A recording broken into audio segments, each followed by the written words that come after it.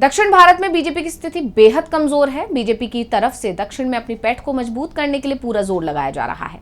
BJP की कोशिशों के बीच तमिलनाडु के मुख्यमंत्री एम.के. स्टालिन ने एक ऐसा बयान दिया है जो बीजेपी के लिए बड़ा हिंट है। उन्होंने अपने बयान के जरिए बीजेपी पर हमला भी बोला। तो आखिर ऐसा क्या बोले हैं एम.के. स्टालिन जिससे बीजेपी की टेंशन बढ़ सकती है?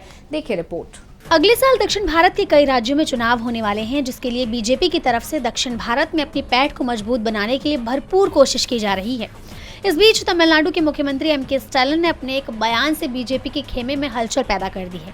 अपने बयान से उन्होंने साफ कर दिया कि बीजेपी चाहे जितनी भी कोशिश कर ले, लेकिन साउथ में बीजेपी के कदम मजबूत नहीं होंगे। स्टालिन ने डीएमके के मुपेरुम विजय को संबोधित करते हुए हिंदी थोपने, केंद्र द्वारा तमिलनाडु को एनईईटी से छूट देने से इनकार करने, राज्य को शिक्षा निधि जारी न करने और खिलाड़ी निष्कर्षों की प्राचीनता को छिपाने जैसे मुद्दे तो गिनाए ही हैं। साथ ही उन्होंने आगे कहा कि बदलाव का वादा करने वाली कई पार्टियां गायब हो गई हैं, लेकिन डीएमके मजबूती से बनी हुई है। तमिलनाडु भाजपा के लिए नो एंट्री जोन है। इस राज्य में डीएमके को कोई नहीं हरा सकता। करूर सिर्फ एक जिला नहीं बल्कि डीएमके की अपनी जमीन है। अपने बयान में उन्होंने ये साफ कर दिया कि बीजेपी चाहे कितना भी जोर लगा ले, लेकिन तमिलनाडु में डीएमके को चुनौती नहीं दे पाएगी। उनका यह बयान बीजेपी के उन दावों को भी खारिज कर रहा है जिनमें बीजेपी दक्षिण में अपनी स्थिति को मजबूत बताती आ रही है।